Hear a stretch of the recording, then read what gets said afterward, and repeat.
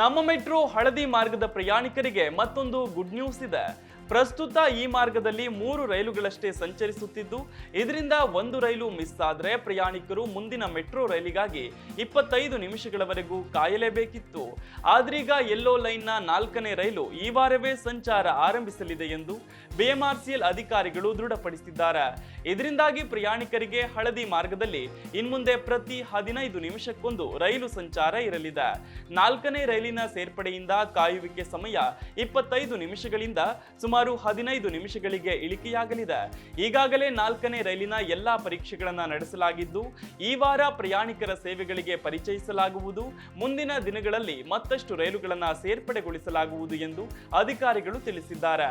ಒಟ್ನಲ್ಲಿ ಹಳದಿ ಮಾರ್ಗಕ್ಕೆ ಈ ವಾರ 4ನೇ ರೈಲು ಸೇರ್ಪಡೆಯಾಗಲಿದ್ದು, ಗರಿಷ್ಠ 25 ನಿಮಿಷಗಳ ಬದಲಿಗೆ ಪ್ರತಿ 15 ನಿಮಿಷಕ್ಕೆ ರೈಲುಗಳ ಸಂಚಾರ ಇರಲಿದೆ.